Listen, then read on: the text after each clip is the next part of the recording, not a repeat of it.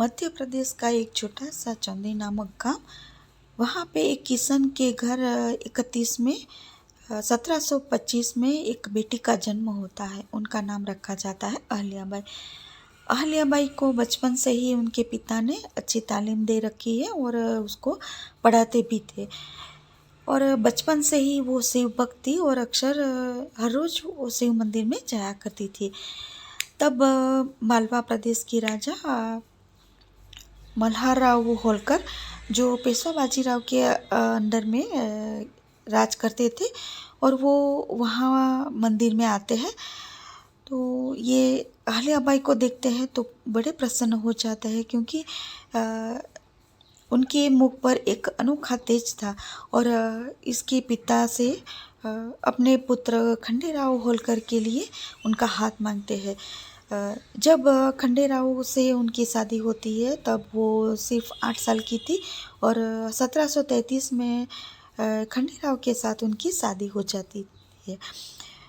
तब मालवा प्रदेश की राजधानी इंदौर हुआ करती थी, और इंदौर में ही उनकी शादी हुई। और जो खंडेराव होलकर, जो उनके पति थे, वो ज़्यादा राजकाज में रस नहीं लेते थे। तो अहल्याबाई की सूझबूझ से वो धीरे धीरे राजकाज में इंटरेस्ट लेने लगी और बहुत सारी शस्त्र विद्या और राजकाज भी सीखने लगे। मल्हारराव होलकर एक बहुत अच्छे शासक थे और दूरंदेशी भी थे। उन्होंने अपने बेटे के साथ साथ अहल्याबाई को भी शस्त्र विद्या और दूसरी विद्याओं की तालीम दी और अच्छा उनको पढ़ाया लिखाया। शादी के बाद उनका एक बेटा और एक बेटी भी हुई। बेटे का नाम मालेराव और बेटी का नाम मुक्ताबाई रखा गया। 1754 में खंडेराव होलकर की युद्ध में मृत्यु हो गई। तब सती प्रथा चल रही थी, तो अहल्याबाई ने भी निर्णय लिया कि मैं भी अपने पति के पीछे सती हो जाऊंगी। बहुत लोगों ने उनको समझाया, लेकिन जब मल्हारराव उनको समझाया कि बेटा तो चला गया, अब हमारे बुढ़ापे में कौन सहारा बनेगा, और अहल्याबाई को सती होने से रोक लिया। और उसके बाद उनको अच्छी तालीम दी गई एक शासक बनने की। ही नहीं, उनको राजकाज में भी निपुण बनाया।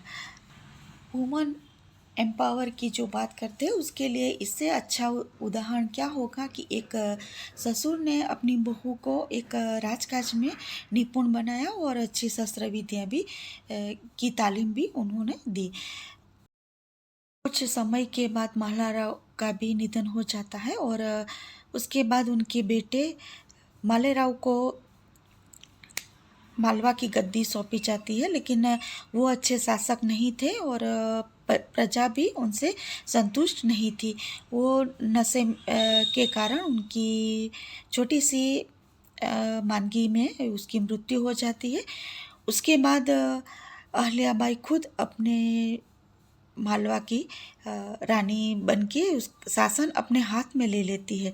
पहले पति, इसके बाद ससुर, और उसके बाद बेटे की मृत्यु अहल्याबाई के लिए बहुत मुश्किल था उस दौरान। लेकिन उन्होंने हिम्मत करके अपना राजकाज अपने हाथ में ले लिया, और उन्होंने इंदौर की जगह महेश्वर में अपनी राजधानी बनाई। वहाँ पे वो एक सिंपल से मकान में रह के राजकाज करने लगी। अभी का जो ये किला है वो उनकी बहू ने बनवाया था। तब वो सामान्य ही घर में रहती है। उस टाइम पे उनके जो मंत्री थे गंगाधर यशवंत चंद्रचूड़, उन्होंने राघोबा पेशवा को एक पत्र लिखा कि यहाँ पे एक स्त्री का राज है और हमें एक स्त्री के अंडर में काम करना पड़ेगा। उनकी एक चाल भी थी, और वो नहीं चाहते थे कि अहल्याबाई उन पर राज करे। तो राघोबा ने अपने कुछ 50,000 सैनिक लेके वो क्षिप्रा नदी के तट तक पहुंच गए। लेकिन अहल्याबाई की दूरंदेशी बहुत अच्छी थी, और की टपाल सेवा थी वो भी बहुत अद्भुत थी, और उसकी उनके जो जगह जगह जासूस थे वो भी बहुत अच्छे से काम करते थे, और उन्हीं से उनको पता चला कि यहाँ पे एक साजिश रची गई है, और गंगोबा तात्या ने धोखा दिया है, और रघोबा क्षिप्रा नदी के तट तक पहुँच गए हैं। उस टाइम पे उनका सैन्य भी बाहर लड़ाई में गया हुआ था, तो अहल्याबाई हारने वाले में से नहीं थी। उन्होंने कूटनीति अपनाई और एक मैसेज भिजवाया, एक संदेश भिजवाया कि अहल्याबाई 5,000 स्त्री सैनिकों की एक टुकड़ी तैयार कर रही है और उनके साथ वो चढ़ाई करेगी पेशवा के ऊपर। और साथ में आसपास के जो सूबेदार थे उनको भी एक पत्र लिख के संदेश दिया कि दौलत खतरे में है। तो तब आसपास के जो रजवाड़ा थे, गायकवाड़, सिंधे वगैरह, तो उन्होंने पत्र लिख के अहल्याबाई को बताया कि मल्हाराव का हमारे पे उपकार है और हम अपना सैन्य भेज रहे हैं। ये खबर जब रघोबा पेशवा के पास पहुंचती है, अहल्याबाई एक पत्र भी भेजती है रघोबा पेशवा को कि मैं एक स्त्री सैन्य टुकड़ी के साथ आपके साथ युद्ध करूंगी। अगर आप हमसे हार गए तो आपकी नाले सी होगी, और अगर आप जीत गए तो लोग कहेंगे कि एक स्त्री को हराया। सोच लो आप क्या करना चाहते हो। रघोबा पेशवा और गंगाधर को भी लगा कि हमसे कुछ गलत हो गया है, तो उन्होंने रानी अहल्याबाई को संदेश पहुंचाया कि हम तो लड़ाई करने नहीं पर मालेराव की मातमपोशी के लिए आए थे। महारानी अहल्याबाई ने उनको इंदौर बुलवाया, और जब वो वहाँ आए रघोबा, तब उन्होंने उनसे कहा कि मातमपोशी का ये रिवाज हमको नया सा लगता है। रानी अहल्याबाई पर्यावरण को भी बहुत महत्व देती थी और उसके लिए भी बहुत कार्य करती थी। मछलियों के लिए उनको खाना मिल सके, इसके लिए हर श्रावण महीने में सब लोगों को आटे का शिवलिंग बनवाती थी, और नर्मदा नदी में उसका करोड़ों शिवलिंग बनते थे, उसका विसर्जन करवाती थी। इसके कारण मछलियों को खाना मिलता था। साथ में पशु पक्षी के लिए भी बहुत सारा काम किया था, और उन्होंने प्रजा कल्याण के लिए बहुत सारे काम किए, और साथ में कुएं और बावड़ी का भी निर्माण किया।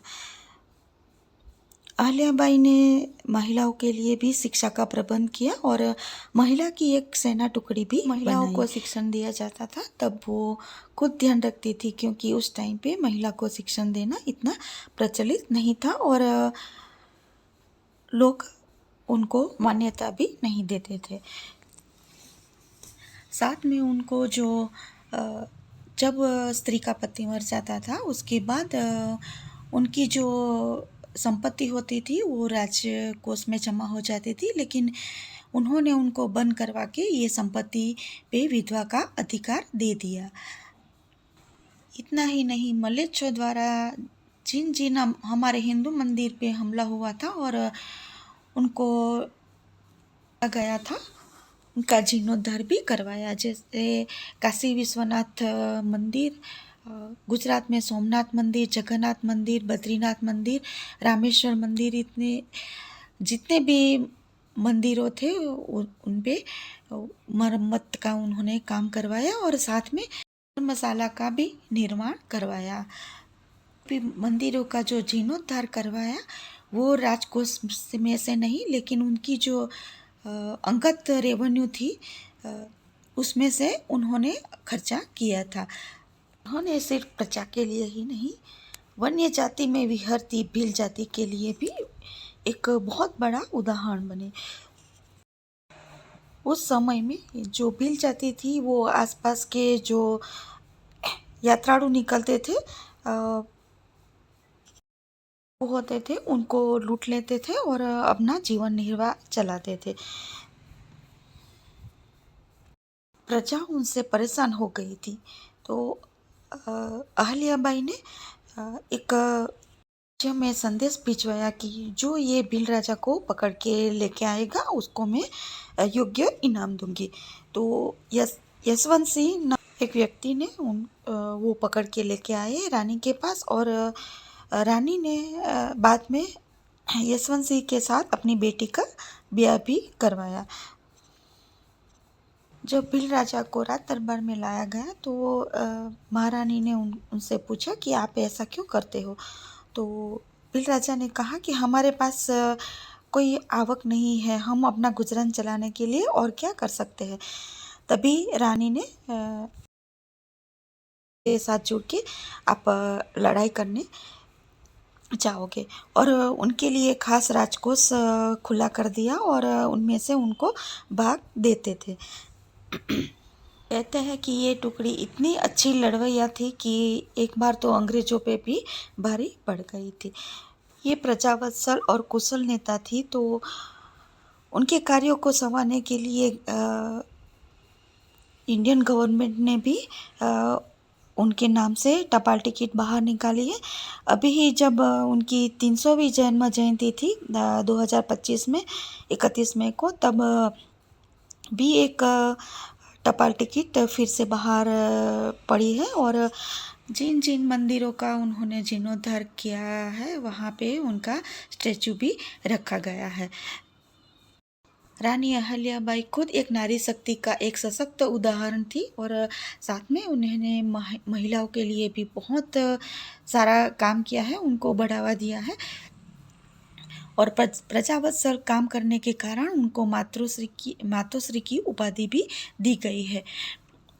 साथ में उन्होंने जो महेश्वरी साड़ी जो विश्व में प्रख्यात है उनकी स्थापना भी अहल्याबाई ने ही की थी और सभी आसपास के राज्यों से उन्होंने कारीगर को बुला के यहाँ पे टेक्सटाइल उद्योग की स्थापना की और उनके कारण उनको बहुत सारी रेवेन्यू प्राप्त होती थी